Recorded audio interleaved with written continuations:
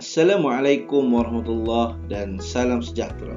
Anda bersama saya, Dr. Muhammad Safwan Mahmud, akan berkongsi dengan anda kajian yang bertajuk Pembangunan Kerangka Penyoalan Lisan dalam Proses Pengajaran Matematik di Sekolah Rendah. Baik, sebelum itu saya memperkenalkan barisan penyeliaan yang terdiri daripada Profesor Dr. Aida Suraya Haji Muhammad Yunus, Profesor Madya Dr. Ahmad Fauzi Muhammad Ayub dan juga Profesor Madya Dr. Tajul Arifin Sulaiman. Hari ini perbincangan kita akan mengupas sedikit pengenalan, pernyataan masalah, persoalan kajian, metodologi, dapatan kajian serta perbincangan dan kesimpulan. Tuan-tuan yang saya hormati sekalian, bila kita bercerita tentang penyoalan lisan ini, kita tahu bahawa ianya merupakan elemen yang sangat penting dalam proses komunikasi antara guru dan juga pelajar dalam proses pengajaran matematik.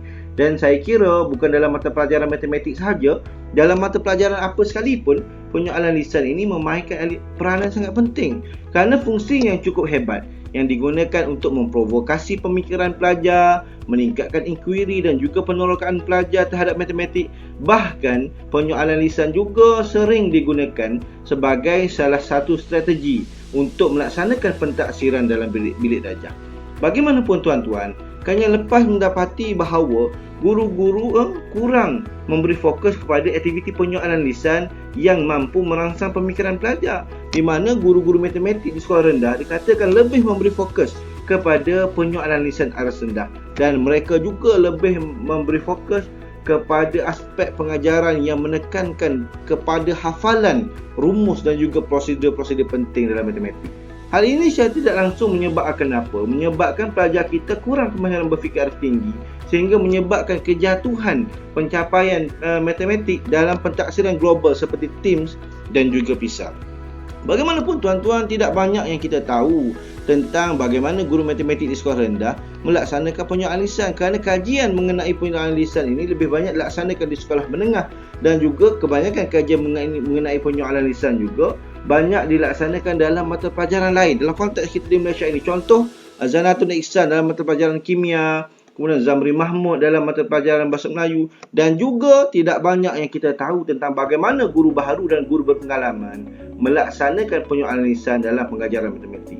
Maka perlunya satu kajian bagi kita memahami secara khusus bagaimanakah sebenarnya pelaksanaan penyoalan lisan dalam konteks pendidikan kita di Malaysia, supaya masalah yang timbul daripada fenomena yang kita kaji ini dapat kita atasi dengan beberapa cadang penyelidikan. Dan di samping itu, masalah-masalah ini juga berlaku kerana guru-guru tidak ada satu kerangka khusus yang boleh dijadikan panduan untuk melaksanakan penyoalan lisan dengan lebih berkesan. Jadi tuan-tuan, kajian ini dijalankan untuk menjawab 3 persoalan kajian. Jadi apakah jenis soalan lisan, arah soalan lisan yang digunakan oleh guru baharu dan guru berpengalaman dalam proses pengajaran matematik? Yang kedua, apakah jenis maklum balas yang digunakan oleh guru baharu dan guru berpengalaman terhadap respon pelajar dalam proses penyoalan lisan dilaksanakan dalam pengajaran matematik? Dan yang ketiga, apakah faktor yang mempengaruhi maklum balas yang diberikan oleh guru terhadap respon pelajar dalam proses penyoalan lisan? Maka dalam melaksanakan kajian ini, pengkaji menggunakan teori social constructivism sebagai grand teori serta disokong oleh beberapa lagi teori yang lain, iaitu teori instruksi Gardner, taksonomi Bloom edisi samakan, model IRF, kerangka penyoalan dan juga teknik penyoalan berkesan, dengan melihat kepada 3 perkara yang tadi dinyatakan dalam persoalan kajian tadi bagi menghasilkan ataupun memperoleh lebih banyak pemahaman mengenai kualiti penyoalan lisan guru. Dan dalam melaksanakan kajian ini dengan melihat kepada bagaimana guru baharu dan guru pengalaman melaksanakan penyoalan lisan dengan melihat 3 elemen yang telah dinyatakan tadi, dan diharapkan dengan maklumat yang diperoleh itu dapat menyumbang kepada pemahaman yang lebih baik berkenaan dengan kualiti penyoalan lisan guru matematik di sekolah rendah, dan akhir sekali membolehkan sebuah kerangka penyoalan lisan guru matematik di sekolah rendah dapat dihasilkan. Justru dalam melaksanakan kajian ini, pengkaji menggunakan pendekatan kualitatif berbentuk kajian kes, di mana 6 orang guru matematik sekolah rendah telah dipilih dengan menggunakan persampalan bertujuan dan dijalankan di 6 buah sekolah di daerah Kafilah, di mana tempat guru ataupun peserta kajian itu mengajar. Dan dalam proses pengumpulan data, pengkaji menggunakan pemerhatian tidak turut serta, temu bual separa struktur dan juga analisis dokumen terhadap rancangan pengajaran harian guru, di samping pengkaji turut membuat nota lapangan terhadap pemerhatian dan juga temu bual yang telah dilaksanakan, dan hasil daripada data dikumpul tadi dianalisis dengan menggunakan kaedah analisis perbandingan berterusan dengan menggunakan perisian Atlas TI8, dan terdapat 3 peringkat pengukuran yang dilaksanakan bagi mendapatkan tema dan juga subtema, iaitu open coding, Excel coding, selective dan juga selective coding. Dan instrumen ataupun protokol temu bual dan juga protokol pemerhatian telah dihasilkan, telah mendapatkan pengesahan. Pengkaji telah dapatkan pengesahan daripada pakar dalam bidang matematik, dan kesemua aspek kesahan dan juga kepercayaan telah dipenuhi oleh pengkaji. Dan hasil dapatan yang telah diperoleh, pengkaji telah turut mendapatkan pengesahan pakar terhadap tema yang telah berjaya dihasilkan, di mana nilai persetujuan pakar yang diperoleh adalah sangat baik. Seterusnya kita pergi kepada dapatan kajian bagi persoalan kajian pertama berkenaan dengan jenis soalan lisan dan arah soalan yang digunakan oleh guru baharu dan guru berpengalaman dalam proses pengajaran matematik.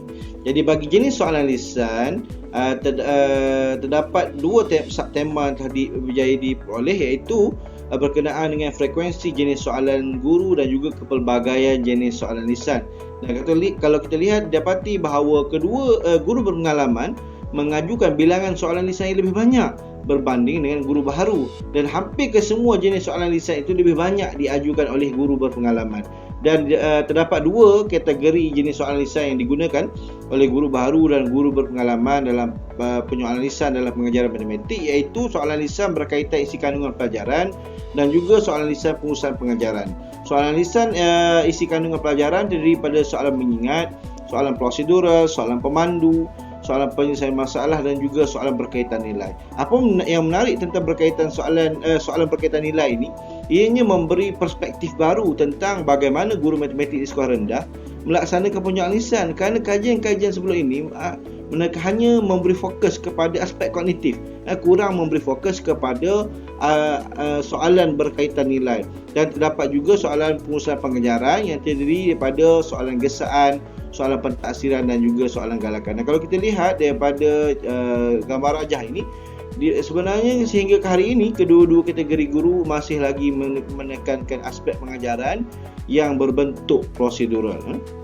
Dan bagi tema arah soalan lisan, didapati bahawa kedua-dua kategori guru, iaitu guru baharu dan guru berpengalaman, memberi fokus kepada penyoalan lisan arah rendah, dan hal ini merupakan satu dapatan di luar jangka, kerana dapatan kajian sebelum ini hanya menyatakan seperti kajian Maat 2015 menyatakan bahawa hanya guru baharu sahaja yang memberi fokus kepada penyoalan lisan arah rendah. Namun dapatan kajian ini menunjukkan dapatan di luar jangka. Rupa-rupanya kedua-dua kategori guru memberi fokus kepada penyoalan lisan arah rendah, dan hal ini membawa kepada pemahaman berkenaan dengan cabaran pelaksanaan soalan lisan aras tinggi, di mana terdapat 6 cabaran pelaksanaan soalan lisan aras tinggi, iaitu kekangan masa, bebanan tugas, silibus matematik yang banyak, hak kemampuan pelajar, penglibatan pelajar dan juga kurang latihan dalam perkhidmatan. Dan seterusnya kita pergi kepada persoalan kajian kedua berkenaan dengan jenis maklum balas yang digunakan oleh guru baharu dan guru pengalaman dalam proses penyoalan lisan yang dilaksanakan dalam pengajaran matematik. Jadi terdapat 2 subtema, iaitu berkenaan dengan frekuensi jenis maklum balas guru terhadap respon pelajar dan juga kepelbagaian jenis maklum balas. Dan kalau kita lihat, dapati bahawa guru berpengalaman memberikan maklum balas yang lebih banyak berbanding dengan guru baharu, dan terdapat berbagai jenis maklum balas yang telah diperoleh daripada kajian ini, iaitu tiada maklum balas pengesahan mudah, maklum balas percubaan berulang, maklum balas penerangan yang terdiri daripada penerangan pengolahan semula, penerangan pembetulan, penerangan tambahan, maklum balas soalan lebih mudah, maklum balas pengulangan, maklum balas motivasi, dan juga maklum balas peneguhan negatif. Dan dalam konteks kajian ini, maklum balas soalan lebih mudah dan juga maklum balas peneguhan negatif memberi perspektif baru tentang bagaimana guru memberi maklum balas dalam proses penyoalan lisan yang dijalankan dalam pengajaran matematik. Dan seterusnya kita pergi kepada persoalan kajian ketiga berkenaan dengan faktor yang mempengaruhi maklum balas yang diberikan oleh guru terhadap jawapan pelajar dalam proses penyoalan lisan. Dan ada 7 faktor, iaitu tahap kemampuan pelajar, respon pelajar, persekitaran, pengalaman mengajar, tahap pengetahuan guru, bebanan tugas dan juga kursus dan latihan dalam perkhidmatan. Dan dalam konteks kajian ini, respon pelajar, bebanan tugas, kursus dan latihan dalam perkhidmatan memberi perspektif baru tentang bagaimana apakah faktor yang mempengaruhi maklum balas yang diberikan oleh guru terhadap respon pelajar dalam proses penyoalan lisan.